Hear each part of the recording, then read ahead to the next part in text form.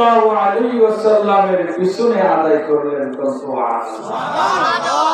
আর একটু জোরে বলুন সুবহানাল্লাহ। ও আমার ভাইরা, ও আমার বাবাজিরা, হযরত আবু হুরায়রা রাদিয়াল্লাহু আনহু ইশার নামাজ হুজুর সাল্লাল্লাহু আলাইহি ওয়াসাল্লামের পিছনে আদায় করে বাইজান টুক করে মসজিদ থেকে বের হয়ে গেলেন। আল্লাহর নবী ডান দিকের দরওয়াজা দিয়ে বাড়ির মধ্যে চলে গেলেন। আবু হুরায়রা তার বাম দিকের দরওয়াজা ধরে বাড়ির দিকে রওনা দিলেন। সুবহানাল্লাহ। কথা বলুন তো।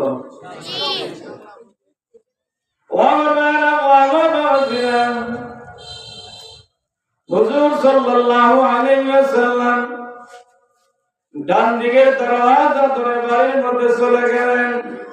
আবু হুরায়রা বলেন, আমিও বাম দিকের দরওয়াজা দিয়ে আমার বাড়ির দিকে রওনা দিলাম। যেতে গিয়ে দেখি আমার ঘরের দরওয়াজার সামনে একজন ভদ্র মহিলা ওনার হালতে পর্দা বেছানো দাঁড়িয়ে রয়েছে। আমাকে দেখে সালাম দিল। হযরত আবু হুরায়রা বলেন, যে না মাত্র ভদ্র মহিলা ওড়না দিয়ে পর্দার হালতে রয়েছেন, আমাকে সালাম দিল, আমি সালামের জবাব নিলাম। আবু হুরায়রা রাদিয়াল্লাহু আনহু বলেন, আমি সালামের জবাব দিয়ে ঘরের দরওয়াজা খুলে ঘরের ভিতরে প্রবেশ করি। আমি আরামের জন্য বিছানার মধ্যে গেলাম। জোরে বলুন সুবহানাল্লাহ। হযরত আবু হুরায়রা বলেন, আমি আরামের জন্য বিছানায় যাওয়ার পরে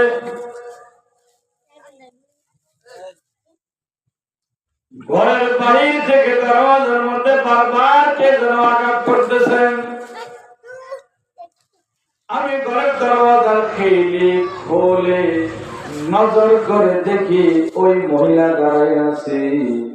যে মহিলা আমাকে সালাম দিয়েছিল, আমি দেখে বললাম, বোন রে, এত গভীর রাত কেন আপনি আমার ঘরের দরওয়াজার সামনে আসলেন? আমি আপনাকে চিনি না, জানি না, আপনি কে তাও আমি বুঝি না। ওই মেয়ে লোককে ডেকে বলে, আবু হুরায়রা, তোমার সঙ্গে আমার একটা বিষয় আলাপ আছে, যে আলাপটা আমি নবীর দরবারে করতে পারবো না। আবু হুরায়রা, আমি যতটুকু জানি তোমার সঙ্গে রাহমাতুল লিল আলামিনের একটা গভীর সম্পর্ক রয়েছে। আবু হুরায়রা, মেহেরবানি করে আপনি আমার মাসআলার সমাধান দিয়ে দেন। কি চাইল? কথা বুঝেন আপনারা? আওয়াজ দিলে আমার মাসআলার সমাধান দিয়ে দাও। আবু হুরায়রা রাদিয়াল্লাহু আনহু বলেন, বলবে আপনার কি মাসআলা? মেয়ে লোক ডেকে বলে, আবু হুরায়রা, আমি একজন অবিবাহিত মেয়ে লোক, নফসের ধারণায় শয়তানের ধোঁকায় পড়ে জিনা করে ফেলেছি। আবু হুরায়রা, জিনার কারণে আমার গর্ভে বাচ্চা চলে আসছে। আবু হুরায়রা, 9 মাস পর্যন্ত আমি আমার এই বাচ্চাকে আমার গর্ভে ধারণ করলাম। 9 মাস পরে আমার বাচ্চা যখন ভূমিষ্ঠ হলো, আমার মান সম্মান ইজ্জত বাঁচাবার কাজে আমি ওই সন্তানটাকে হত্যা করে ফেলেছি। ও আবু হুরায়রা, আমি তোমার কাছে জানতে চাই, এত বড় গুনাহ আল্লাহ মাফ দিবে কিনা?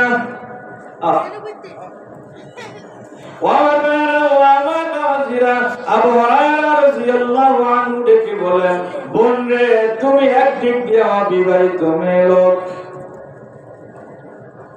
2 নম্বরে জিনার মতো গুনাহ করেছো, 3 নম্বরে তোমার জিনার কারণে যে বাচ্চা গর্ভে ছিল, তুমি এই বাচ্চা 9 মাস পর্যন্ত গর্ভধারণ করি 9 মাস পরে যখন ভূমিষ্ঠ হলো, ওই বাচ্চা তুমি তোমার মাংসর মানিজ্য বাঁচাবার কারণে হত্যা করে ফেলেছো। আবু হুরায়রা ডেকে বলে, বোন রে, এত বড় গুনাহ আল্লাহ মাফ দিবে না। জয় করো সুবহানাল্লাহ। কি বলছে? এত বড় গুনাহ আল্লাহ মাফ দিবে না। বাহিরে মাইকের আওয়াজ, প্রচুর আওয়াজ, ভিতরে মাইক সেটিং করতে পারে না, নতুন সেটিং করতে পারে না। মাউথ থাকার কাছে মাউথ দিয়ে একটা ভারত বড় একটা রামদের বড়, এভাবে কথা বলা যায়। তো আমার কাছে আমি যে ফিল হইল, আপনারা শোনেন, যদি আল্লাহ কথা বলার সুযোগ দিয়ে বলবো ইনশাআল্লাহ। আবু হুরায়রা রাদিয়াল্লাহু আনহু কি বলছেন? এত বড় গুনাহ আল্লাহ মাফ দিবে না। ও আমার ভাইরা, ও আমার বাবাজিরা, এই কথা বলবার পরে ওই মেয়ে লোকটি বেল করে কান্নায় ভেঙে বলল, হায় হায় আবু হুরায়রা, কি বললাম? আল্লাহ কি আমারে মাফ দিবে না? বোন রে, আল্লাহ তোমাকে মাফ দিবে কিভাবে? তুমি অবিবাহিত মেয়ে লোক, জিনার অপরাধী, বাচ্চার অপরাধী, বললে আমার মনে হয় এত বড় গুনাহ আল্লাহ মাফ দিবে না। এই কথা বলবার পরে মেয়ে লোকটি কান্নায় ভেঙে পড়ল, বেল করে কাঁদতে থাকে। আবু হুরায়রা নবীর দরবারে যাই নাই, নবীর দরবারে যাওয়ার সাহস হয় নাই। এমন মাসআলা নবীর দরবারে সমাধান চাওয়া যায় না, আমার ভয় লাগে, কলিজা মনে না। আবু হুরায়রা, এই জন্য তোমার দরবারে আসলাম। আর তুমিও যেহেতু বলে দিয়েছো এত বড় গুনাহ আল্লাহ মাফ দিবে না, আবু হুরায়রা রে, আমার যাওয়ার আর জায়গা থাকলো না। গাজে আমার আমসারা হে গোরে, আব তো লেকিনা গায়ে দাল ফলতে বেগুনার জসে বার মা সাথী বাহুজুরে দিন করদাম তোয়াতি। খুব জোরে কোন সুবহানাল্লাহ, আর একটু জোরে কোন সুবহানাল্লাহ। ও আমার ভাইরা, ও আমার বাবাজিরা, মেয়ে লোকটি কাঁদতেছেন আর আবু হুরায়রা ঘর ত্যাগ করতেছেন। যায় আর কি কয়? তাফসীরে মাজারির মধ্যে আল্লামা কাজী সানাউল্লাহ ফারিবতী রহমাতুল্লাহ আলাইহি কথাগুলো তুলে ধরছে। ওই মেয়ে লোকটি যায় আর কয়, ইয়া আল্লাহ, কারে ডাকতেছে? আল্লাহ। জোরে কোন, কারে ডাকতেছে? আল্লাহ। গরজে यार हम सारा हमारे बुरे, अब तो लेकिन गए दरफर तेरे, आई तुई हाजत रवावे तू जहां, हम तेरा दरसुर कर जाए कहा। যাওয়ার জায়গা সব বন্ধ, একটা দরওয়াজা খোলা, সেই দরওয়াজার মালিক কে? ইয়া আল্লাহ। মেয়ে লোক আল্লাহর কাছে ডাক দিয়া বলছে, ইয়া আল্লাহ, ইয়া রাব্বাল আলামিন, মাওলা রে, নবীর দরবারে যাই নাই, সাহসী কুলায় নাই,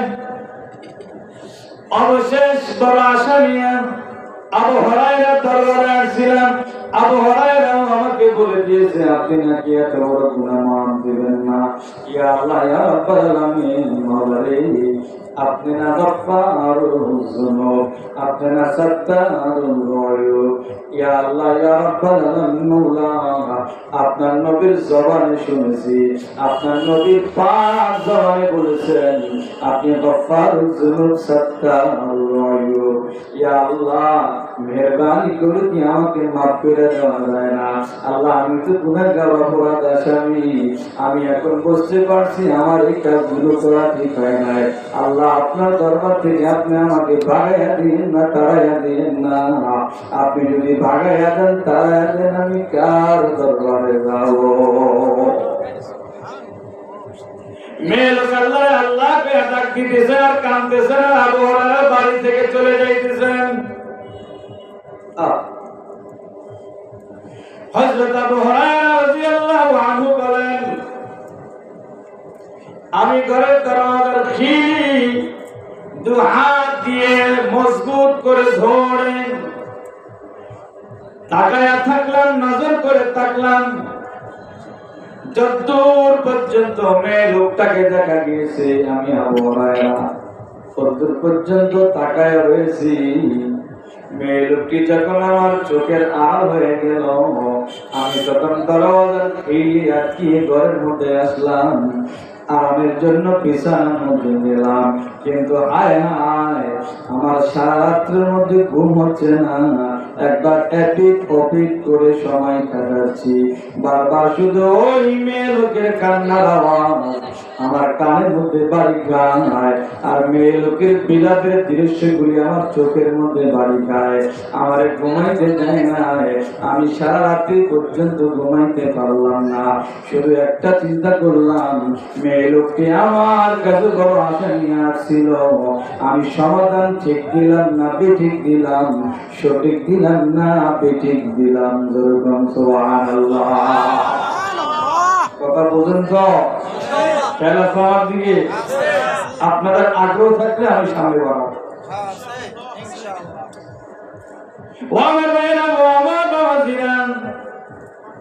আবু হুরায়রা রাদিয়াল্লাহু আনহু নবীজির ঘনিষ্ঠ কাছের সাহাবা ডেকে বলেন, আমি ঘুমাইতে পারি নাই, আমারে ঘুম যাইতে দেয় নাই। একবার এপিট ওপিট করতে করতে হঠাৎ করে শুনি মসজিদ নববীর মধ্যে ফজরের আযান শুরু হলো। আসসালাতু খায়রুম মিনান নাওম। আমি আর দেরি করলাম না। আবু হুরায়রা বলেন, আমি যাই না মাস্টার নিয়ে টুক টুক টুক টুক করে মসজিদ নববীর মধ্যে চলে গেলাম। গিয়ে দেখি সুন্নত নামাজের সময় আছে। আমি 2 রাকাত সুন্নত নামাজ আদায় করলাম। নামাজ আদায় করে দেখি ওয়াক্ত হয়ে গেছে, জামাতের ওয়াক্ত শুরু হয়ে গেল। আল্লাহর নবী মসজিদের মধ্যে ঢুকলেন, মিম্বারের মধ্যে চলে গেলেন, মুয়াজ্জিন ইকামত দিলেন। আল্লাহ নবীর ইমামতিতে আমি আবু হুরায়রা ফজরের জামাতে আল্লাহু আকবার বলে দাঁড়াইয়া গেলাম। সুবহানাল্লাহ। জিকির করি লা ইলাহা ইল্লাল্লাহ, লা ইলাহা ইল্লাল্লাহ, জোরে লা ইলাহা ইল্লাল্লাহ, লা ইলাহা ইল্লাল্লাহ,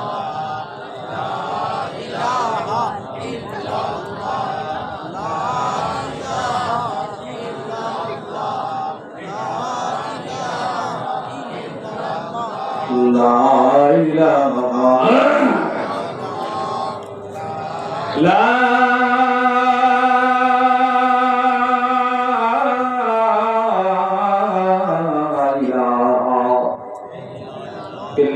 ইল্লাল্লাহু মুহাম্মাদুর রাসূলুল্লাহ সাল্লাল্লাহু আলাইহি ওয়াসাল্লাম। কষ্ট হচ্ছে বাবা? হযরত আবু হুরায়রা রাদিয়াল্লাহু আনহু বলেন, আমি আল্লাহর নবীর ইমামতিতে নামাজে দাঁড়ায় গেলাম। আল্লাহর নবী ফজরের জামাত আদায় করে ডানে বামে সালাম ফিরাবার পরে আল্লাহর নবী সাহাবায়ে কেরামদের দিকে মুখ করে তালিম তারবিয়ত করলেন। তালিম তারবিয়ত করে নবী যখন ছেড়ে দিলেন, সবাই যার যার মতনের বাড়িতে চলে যাচ্ছেন। আবু হুরায়রা বলেন, আমি বাড়িতে যাই না, আমি আবু হুরায়রা নবীজির একেবারে কাছে বসে বলি, ইয়া রাসূলুল্লাহ, ইয়া হাবিবাল্লাহ, হুজুর আপনার সাথে আমার একটা গোপন আলাপ আছে। কি আলাপ আছে?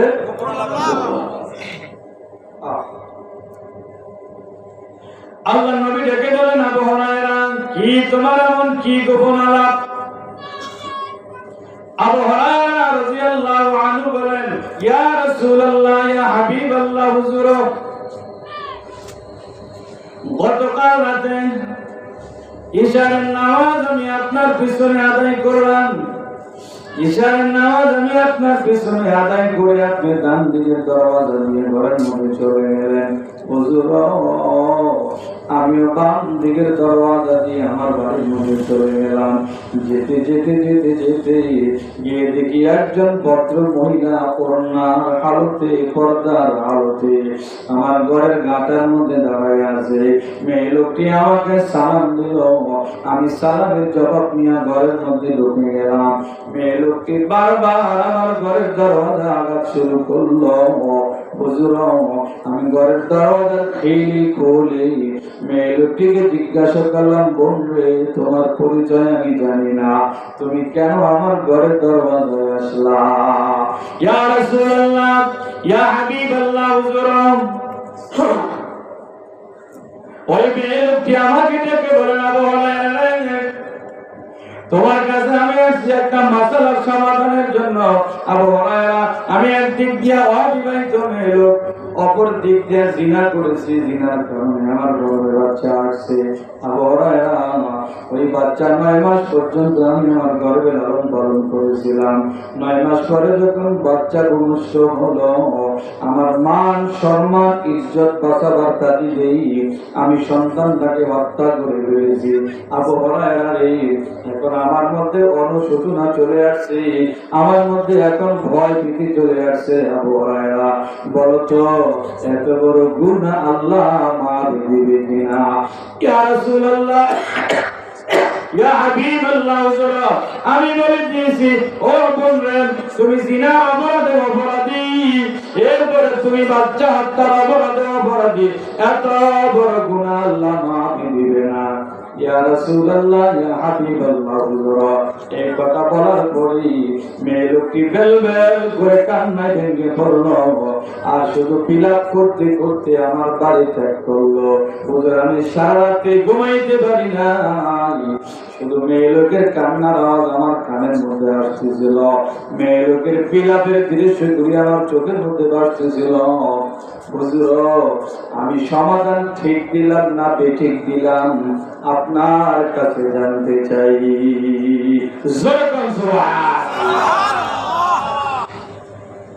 আল্লাহ নবী সাল্লাল্লাহু আলাইহি ওয়াসাল্লাম এই কথা শোনার পরে চুপ হয়ে গেলেন। সুবহানাল্লাহ, কি হয়ে গেছে? চুপ। ডেকে ডেকে বলেন, আবু হুরায়রা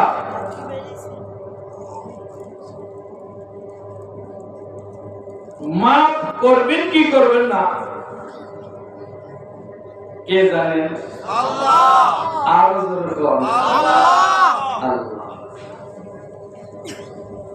এখানে আমার আর তোমার কোন এখতিয়ার নাই যে মাফ হবে বা মাফ হবে না এই কথা বলার কোন সুযোগ নাই।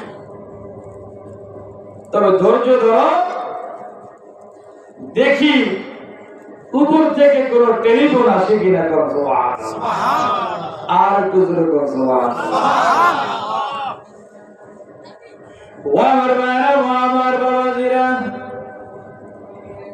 আল্লাহ নবী সাল্লাল্লাহু আলাইহি ওয়াসাল্লাম বারবার আকাশের দিকে তাকাইতে আছেন। বুখারী শরীফের বাবে বদুল ওহী চ্যাপ্টারের মধ্যে আছে জিবরাইল যখন নবীজির কাছে আগমন করতেন, বাবা ওহী আগমন করতেন, জিবরাইল আগমন করতেন, তো ওহী রিসিভ করারও একটা পদ্ধতি ছিল, আর জিবরাইল যে ওহী নিয়ে আগমন করতেছেন এটারও একটা আলামত ছিল। জোরে বলুন সুবহানাল্লাহ।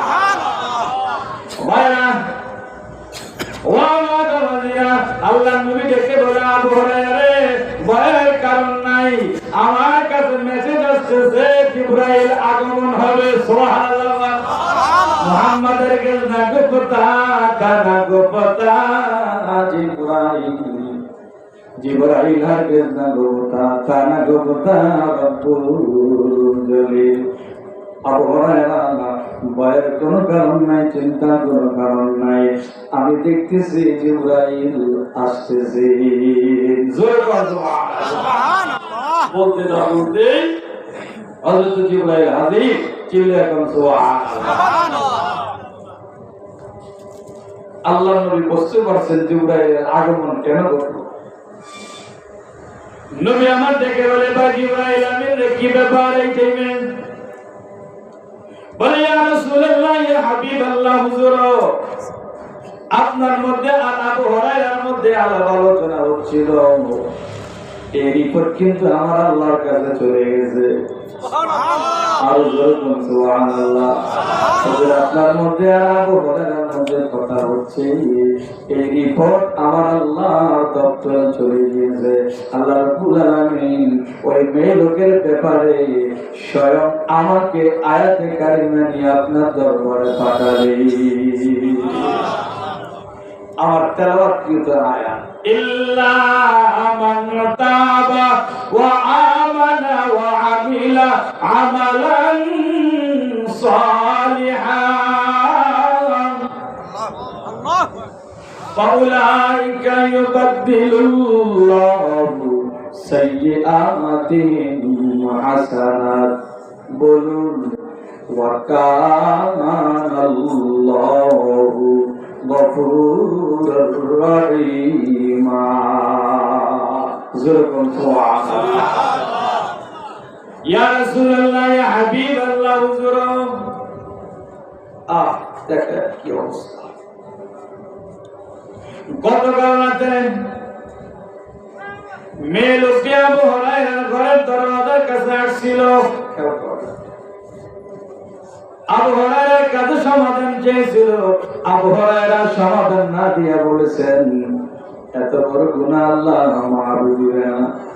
হুজুর এই কথা শুনবার পরে মেয়ে লোকটি বেল বেল করে কান্নায় ভেঙে বললেন, হুজুর মেয়ে লোকটি যাচ্ছেন আর অনেকগুলো কথা বলেছেন, যে কথাগুলো আল্লাহর কুদরতি ক্যামেরায় ধরা পড়েছে।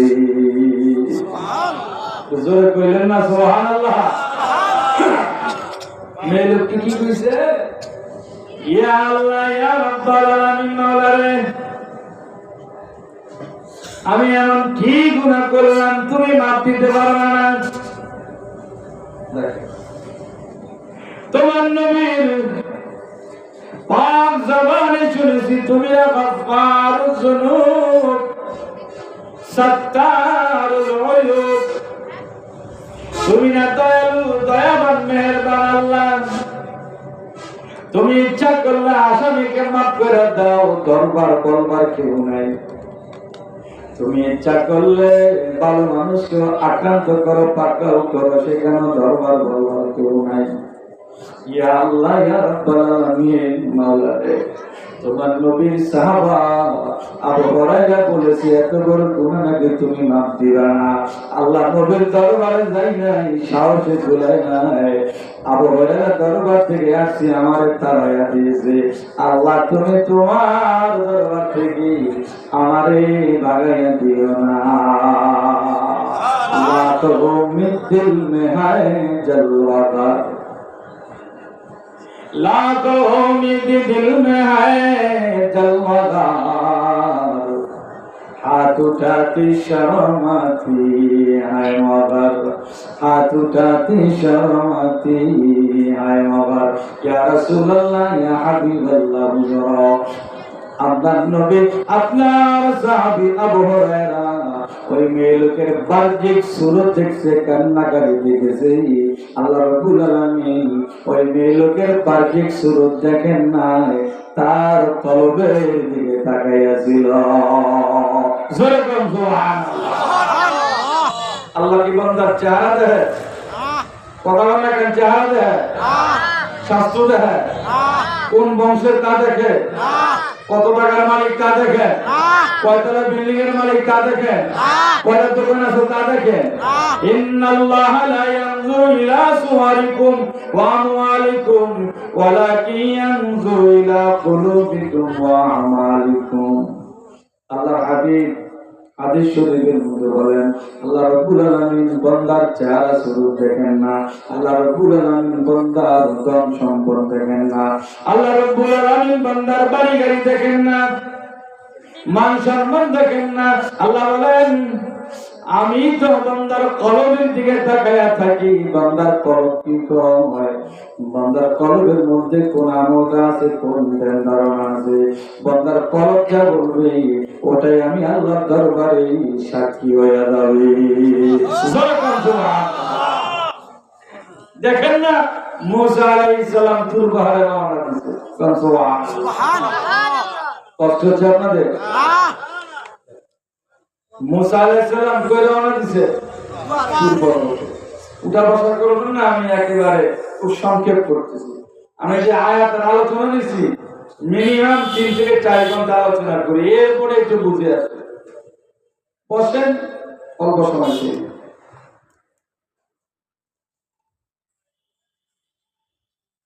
মুসা আলাইহিস সালাম তুর পাহাড়ে রওনা দিয়েছেন, প্রতিমধ্যে এক পাগলার সঙ্গে সাক্ষাৎ হয়ে গেছে। সুবহানাল্লাহ। দুনিয়াতে কিছু আছে দুনিয়াদারির পাগল, কথা ঠিক কিনা? কিছু আছে নারীর পাগল, কিছু আছে বাড়ির পাগল, কিছু আছে ধন সম্পদের পাগল, কিছু আছে বিভিন্ন হার লাইনের পাগল। হাজার পাগলের মধ্যে একদল পাগল আছে আমার মাওলার পাগল, কথা ঠিক কিনা? मुझसे आशिक मुझसे माशूक बादशाह माले मौज, मुझसे आशिक मुझसे माशूक बादशाह माले मौज, जीरे मस्त मेरे मस्त शाइफ दरस्तारे मौज। এটা আর অন্য জগতের আলোচনা, সেদিকে আমি যাব না। মুসা আলাইহিস সালাম তুর পাহাড়ে রওনা দিয়েছে, এক পাগলার লগে দেখা। পাগলা দেখে দেখে কয়, আল্লাহ ইয়া রাব্বাল আলামিন, মাওলা রে, যদি আপনারে পাইতাম তাহলে আপনার মাথার হুকুম বেঁচে দিতাম। ইয়া আল্লাহ, যদি আপনাকে পাইতাম তাহলে আপনার শরীর সুন্দর করে আমি সাবান দিয়া ধুতে করে দিতাম। ইয়া আল্লাহ ইয়া রাব্বাল আলামিন, মাওলা রে, যদি আমি আপনাকে পাইতাম তাহলে আপনাকে সুন্দর করে যত্ন করতাম, খায় খাতির করতাম। ও আমার ভাইরা, ও আমার বাবা দিলাম। মুসা আলাইহিস সালাম ধমক দিয়া বলেন, বেটা আহমদ, আল্লাহর শানে এগুলো বলা যায় না।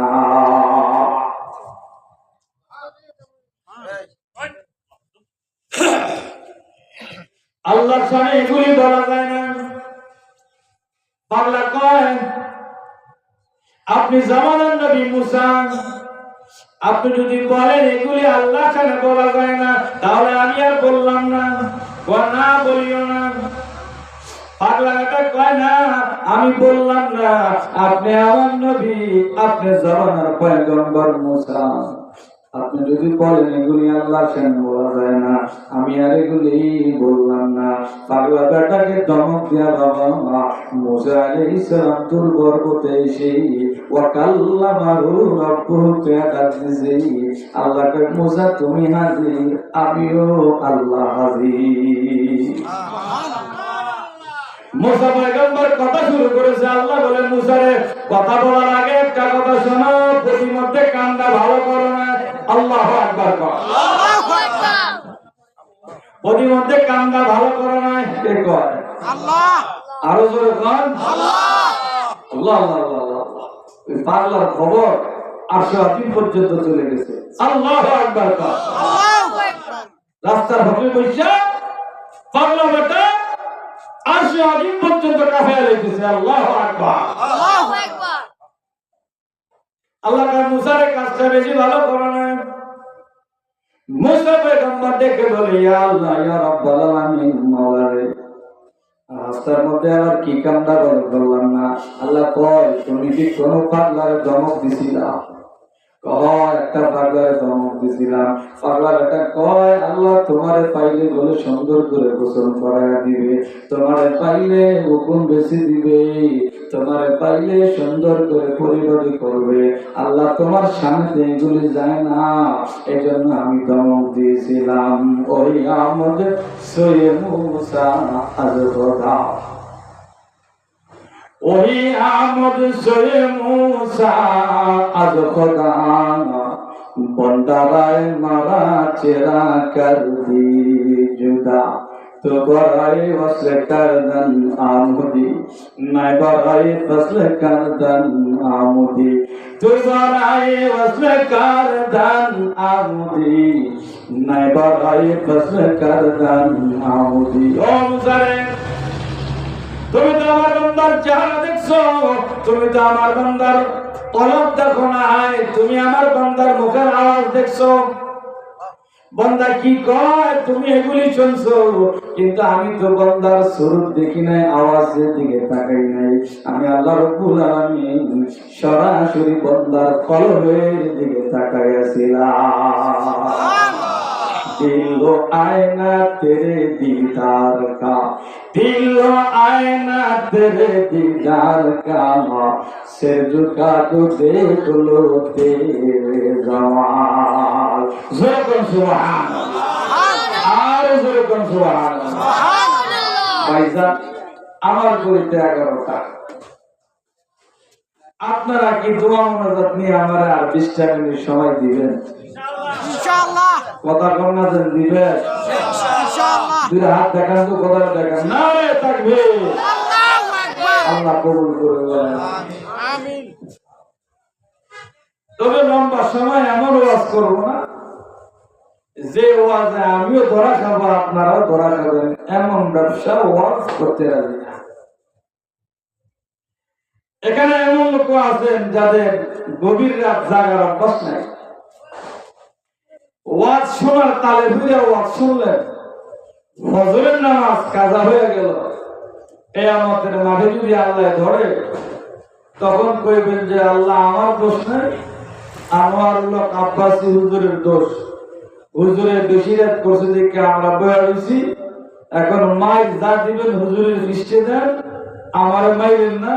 তখন আপনারা আমার এই মায়ের সিবার মধ্যে ভালাইয়া আসতে ভাগ্যা সিবাগুলি দিয়া বেহেশতে ঢুকিয়ে দেবে, যত মায়ের আমার দৃষ্টি করবো, এই মায়ের খাওয়ার কাজ করতে আমিও রাজি না, আপনাদেরকেও দিব না ইনশাআল্লাহ। যত সময় সে রাগ করছে বসে। दिल हो आईना तेरे दीदार का, কিয়ামতের মাঠ কায়েম হয়ে যাবে। কিয়ামতের মাঠে আল্লাহ রাব্বুল আলামিন একদল বান্দাকে আল্লাহর সামনে ডেকে পাঠাবেন। আল্লাহ বলবেন তোমরা কোন দল? তারা বলবে ইয়া আল্লাহ ইয়া রাব্বাল আলামিন, মাওলারে আমরা তোমার আশিক, তুমি আমাদের মাশুক। জোরে বল সুবহানাল্লাহ। আল্লাহ আমরা তোমার পাগল ছিলাম। আল্লাহ বলবেন ও বান্দারে তোমরা যে আমার পাগল ছিলে, আমার আশিক ছিলাম, আমার মুহাব্বতের আশিক ছিলাম, আমার মুহাব্বতের পাগল ছিল, তার প্রমাণ আছে কিনা? ও আমার ভাইরা, আমার বাবাজিরা, আমার রাহবারে কামেল মুর্শিদ মুকাম্মেল মরহুম হযরত মাওলানা শাহ আব্দুল্লাহ আব্বাসী হুজুর রহমাতুল্লাহ আলাইহি জবান থেকে শুনেছি, হুজুর হাদিসের হাওলা দিয়া, কিতাবের হাওলা দিয়া বলেন আল্লাহ রাব্বুল আলামিন কিয়ামতের মাঠে আশিক বান্দাদের কাছে ফরমান চাইবেন, ও আশিকের দলেরা তোমরা যে আমাকে মুহাব্বত করছো তার কোনো প্রমাণ আছে কিনা? আশিকের দলেরা বলবে ইয়া আল্লাহ, ইয়া রাব্বাল আলামিন, মাওলানা আপনাকে ডাকতে ডাকতে ডাকতে ডাকতে আপনার জিকির করতে করতে করতে করতে কলবটাকে আয়নার মতো পরিষ্কার করিয়া ফেলাইছি। ইয়া আল্লাহ ইয়া রাব্বাল আলামিন, যতদূর জানি মেহমানের বাড়িতে গেলে হাদিয়া নিয়ে যায়, বন্ধুর বাড়িতে গেলে হাদিয়া নিয়ে যায়। আল্লাহ বলবে তোমরা তো আমার বন্ধু, তোমরা আমার জন্য কি হাদিয়া নিয়ে আসলা? তখন বন্ধুরা ডেকে বলবে, আশিকরা ডেকে বলবে ইয়া আল্লাহ আমরা আপনার জন্য আমাদের কলব নামক আয়না হাদিয়া নিয়ে আসলাম। আল্লাহ বলবেন সে আয়নার মধ্যে কি আমাকে দেখা যায়? আল্লাহু আকবার। কে বুঝবে এই কথা? বলে এবার পাটি তো নাই এখানে, এই বোঝা কথার মতো পাটি এখানে নাই। আল্লাহ বলবেন তোমাদের কলব এবং আয়নার মধ্যে কি আমি আল্লাহকে দেখা যাবে? দিল আয়না তেরে दीदार का सर झुका के देख लो तेरे जमाल आशिक तोरा বলবি আল্লাহ ইয়া রাব্বুল আলামিন মাওলা রে এই নেক আয়না দেখালাম আল্লাহ রাব্বুল আলামিন একটু উকি মারিয়া একটু ঝুঁকি দিয়া নজর করে দেখবে বান্দার কলব নামক আয়নার মধ্যে সরাসরি আল্লাহর কুদরতি চেহারা দেখা যায়। दिल रो आईना तेरे दीदार का सिर झुका के देख लो तेरे जमाल। वो আমার ভাইরা ও আমার বাবাজিরা আসেন আমরা সামনের দিকে আগাই। ইয়া রাসূলুল্লাহ ইয়া হাবিবাল্লাহ হুজুর আবু হুরায়রা তো ওই মহিলার বাহ্যিক সুরতের দিকে তাকাইছিল আওয়াজের দিকে তাকাইছিল আল্লাহ রাব্বুল আলামিন তার আওয়াজের দিকে তাকান নাই আল্লাহ রাব্বুল আলামিন ওই মহিলার এই বান্দির কলবের দিকে তাকাইছে সে বারবার আল্লাহকে ডেকে ডেকে বলে ইয়া আল্লাহ ইয়া রাব্বুল আলামিন মাওলা আপনি গফফার যুনুব সাত্তারুল উয়ুব আপনার নবীর পাক জবানে শুনেছি আপনি দয়া করে মাফ করে দিলে আর কেউ দেখাবার সুযোগ নাই। ইয়া আল্লাহ আমার মাফ করে দেন আমার জাহান্নামী বানায়েন না। ইয়া আল্লাহ আমার মাফ করে দেন আমার দুজুকি বানায়েন না। এত সুন্দর শরীর জাহান্নামে আগুনে জ্বলায়েন না। এত সুন্দর শরীর কবরের মাটিতে চাপ লাগায়েন না। এত সুন্দর শরীর কবরের পোকামাকড়ের খোরাক বানায়েন না। আল্লাহ আমি ভুল করছি আমারে মাফ করে দেন। ইয়া রাসূলুল্লাহ ইয়া হাবিবাল্লাহ হুজুর ওই বান্দার জবানের কলবের কথাগুলো সরাসরি আল্লাহর দরবারে রেকর্ড হয়ে গেছে। আল্লাহ রাব্বুল আলামিন ওই মহিলাকে মাফ করে দিয়েছেন শুধু মাফ করেন নাই ওই বান্দির কৃত কর্মের যত বদামল ছিল গুনাহ ছিল সমস্ত বদামল গুলিকে আল্লাহ নেকিতে রূপান্তরিত করে তার আমল নামার মধ্যে জমা করে দিল। ইল্লা মান তাবা ওয়া আমানা ওয়া আমিলা আমালান সালিহান আল্লাহু আকবার ফাউলাইকা ইউবাদদিলুল্লাহু সাইয়্যাতিহিম হাসানাত বলুন ওয়া কানাল্লাহু গফুরুর রহিমা। ইয়া রাসূলুল্লাহ ইয়া হাবিবাল্লাহ হুজুর ওই মেয়ে লোক যদি এমনকি আপনার উম্মতরা যদি এক নম্বরে তওবা করতে পারে তওবার মতো তওবা কিসের মতো তওবা তওবার মতো তওবা আপনি তওবা অন্তর থেকে তওবা করতে পারে এরপরে যদি আমার ঈমানটাকে মজবুত করতে পারে ঈমানটাকে শিরক মুক্ত বেদাত মুক্ত বানাতে পারে ওয়া আমিলা আমালান সালিহা যদি সে নেক আমল করতে পারে আমল সালিহা করতে পারে তিনটা জিনিস যার মধ্যে থাকবে এক নম্বরে তওবা দুই নম্বরে ঈমান তিন নম্বরে নেক আমল আল্লাহ রাব্বুল আলামিন বলেন আমি আল্লাহ তার কৃত কর্মের সমস্ত গুনাহগুলিকে নেকিতে রূপান্তরিত করে দিব। নেকিতে রূপান্তরিত করবেন তার মানে কি? আল্লাহ এখানে ইচ্ছা করলে বলতে পারতেন যে গুনাহ মাফ করে দিবেন, কথাটা ঠিক কি না? কিন্তু আল্লাহ এই কথা বলেন না যে গুনাহ মাফ করে দিবেন। স্টেজে ডানে বামে আলেমরা আসে জিজ্ঞেস করেন, আল্লাহ এই কথা করেন না যে মাফ করে দিল। আল্লাহ বলতেছেন ফাউলাইকা ইউবাদদিলুল্লাহু সাইয়্যাতিহিম হাসানা। আল্লাহ বলেন মানদার কৃত কর্মের যত গুনাহ আছে আমি আল্লাহ সমস্ত গুনাহগুলিকে মাফ করব না, মাফের বদলে নেকি বানাইয়া তার আমল নামার মধ্যে জমা করে দিব। আমার রাহবার কামেল মুরশিদ মুকাম্মেল আমিরুল মিল্লাত মুহাম্মদ মাওলানা শাহ আব্দুল আব্বাসী হুজুর রাহমাতুল্লাহ আলাইহি এই আয়াতের শাব্দিক ব্যাখ্যা করেন। বাইজান সহজ ব্যাখ্যা করে বলেন, লবণ আর চিনি দেখতে সেম টু সেম, জিহ্বার মধ্যে নিমে বলা যায় কোনটা লবণ আর কোনটা চিনি।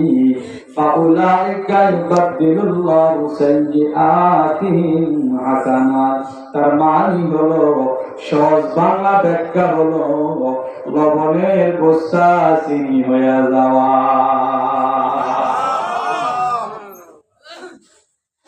তাহলে সকল গুনাহ মাফ করার মালিক কে? আল্লাহ।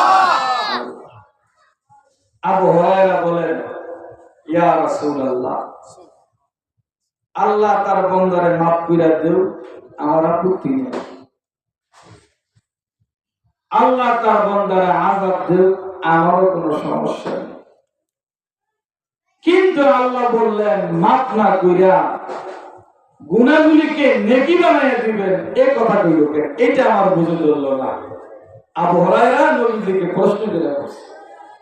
তাফসীরে মাজারির মধ্যে আল্লামা কাজী সানাউল্লাহ ফানিগতি রাহমাতুল্লাহ আলাইহি সুন্দর একটা ব্যাখ্যা দিয়েছেন। আপনারা কি সেই ব্যাখ্যাটা শুনবেন? ইনশাআল্লাহ। যখন শুনবেন, এই ব্যাখ্যাটা দিয়েই মুনাজাত হয়ে যাবে ইনশাআল্লাহ।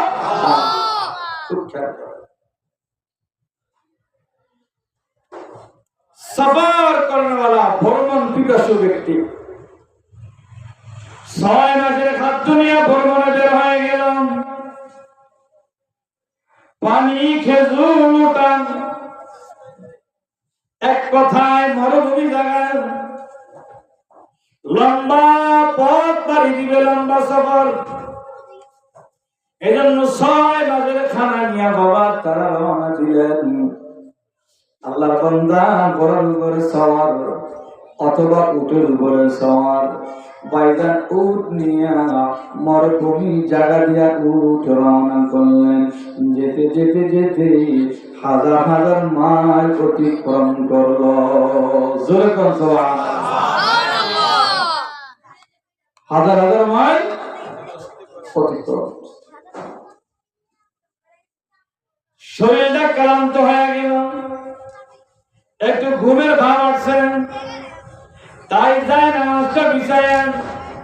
মরুভূমি বালুকাময় জায়গা, একদিক দিয়ে নিচের গরম, উপর দিক দিয়ে রোদের গরম। এমত অবস্থায় যায় নামাজটা বিছায় আনা, সুন্দর করে একটু ঘুমানো শুরু করলো। 2-10 মিনিট ঘুমানোর পরে ঘুম থেকে জাগ্রত হয়ে দেখে যে জায়গায় উঠ দাঁড়ায়া থাকার কথা না, ওই জায়গায় উঠ আর দাঁড়ায় না। বলেন তো বিপদ না মহাবিপদ? খালি বিপদ, মহাবিপদ পাই করছে। পিছনে হাজার হাজার মাইল অতিক্রম করে চলে আসছেন বালুকামা জায়গা। সামনে হাজার হাজার মাইল অতিক্রম করবে, চোখে মালুম হয় না, ডানেও মালুম হয় না, বামও মালুম হয় না। এমন একটা পরিস্থিতিতে আল্লাহ পাকের বান্দা নিশ্চিত ভেবে নিয়েছে আমার মৃত্যু হয়ে যাবে। কারণ খাবার দাবার যা ছিল উটের জোড়ার মধ্যে ছিল, গলার মধ্যে ছিল। যেহেতু এমন তো অবস্থায় আমার উঠ নাই, খাবার নাই, পানি নাই, দাবার নাই, তাহলে আমার মৃত্যু নিশ্চিত। উট কোথায় গেল, হারায় গেল, তালাশ করতে করতে বাবা হয়রান হয়ে গেল। হয়রান হইয়াও উনি আবার যায় নামাজ বিছাইয়া ক্লান্ত শরীর নিয়ে ঘুমাইয়া পড়ল।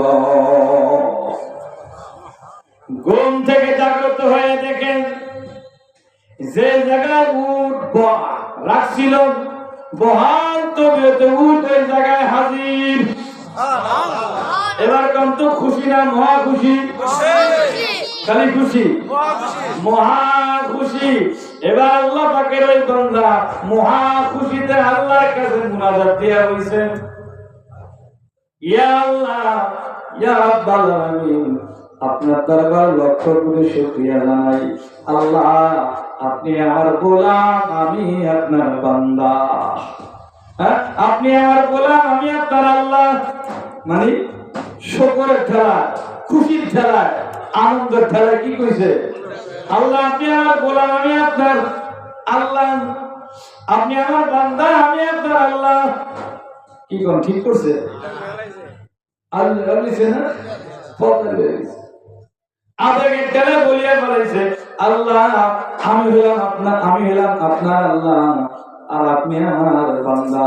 বলা উচিত ছিল আল্লাহ আপনি আমার আল্লাহ আমি আপনার বান্দা, কিন্তু বান্দার জায়গায় আল্লাহ বলেছে, আল্লাহর জায়গায় বান্দা বানিয়েছে।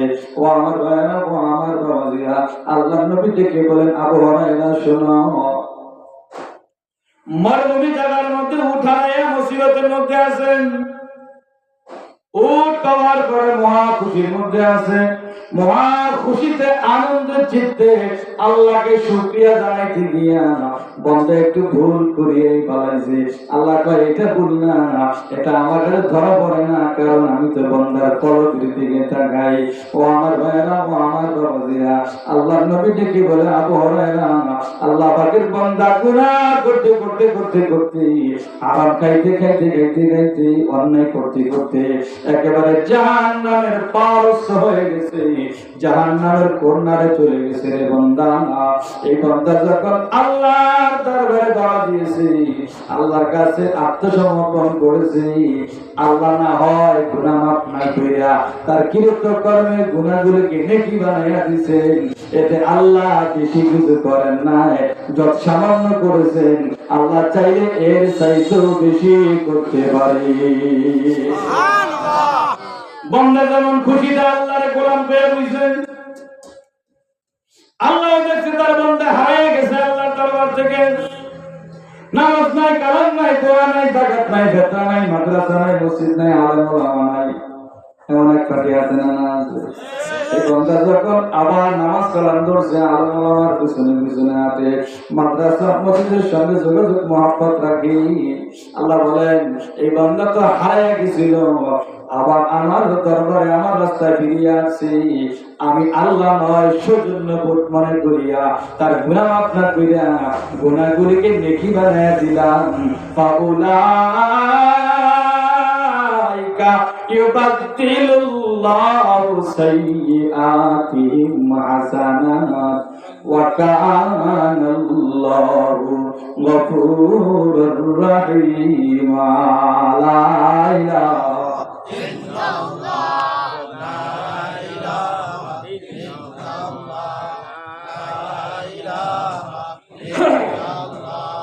লা ইলাহা রাস্তার আশেপাশে যারা আছি আসুন, ভিতরে আসুন, এখন দোয়া হবে, এখন দোয়া হবে ইনশাআল্লাহ। আমরা ডানে বামে যারা আছি দোয়া শুরু করি।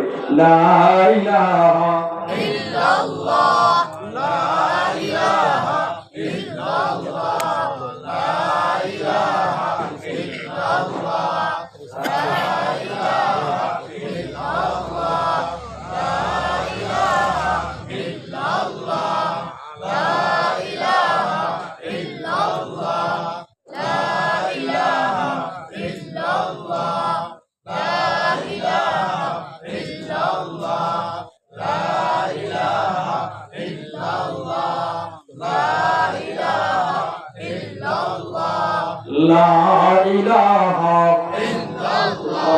লা ইলাহা ইল্লাল্লাহ, লা ইলাহা ইল্লাল্লাহ, লা ইলাহা ইল্লাল্লাহ মুহাম্মাদুর রাসূলুল্লাহ সাল্লাল্লাহু আলাইহি ওয়াসাল্লাম। বারাকাতু আমার কষ্ট দিও না, আমার কাছে কিন্তু আবার একটু নাটক আছে, বুঝেন, সময় না পারে না, আমার কষ্ট দেওয়ার ভাব আর জানি, কারণ বেশি কথা কইলে আমরা এখন কাজ করবো, আমার গলা বসে গেছে, অপরকে বেশি কথা কম যায় না, তো অপর চলে গেল। আল্লাহ বলেন আল্লাহুম্মা আমিন। আমি আপনাদের সামনে সূরা ফুরকানের 70 নম্বর আয়াতে কারিমার উপরে সামান্য আলোচনা করার চেষ্টা করেছি। আল্লাহ যেন কবুল করে বলেন আমিন। যত সামান্য, একেবারে সামান্য। দরি দরিয়ায়ে বেপায়ান, দরি তুফানে মৌজফুজান, দিল বগন্দি বিসমিল্লাহি মাজরিহা ও মুরসা। সুবহানাল্লাহ। শরীফের তাফসীর জগতের মহাসমুদ্রে না আছে পূর্বের খবর, না আছে পশ্চিম পারের খবর, না আছে উত্তর, না আছে দক্ষিণ পারের খবর। পবিত্র কালামুল্লাহ শরীফের তাফসীর জগতে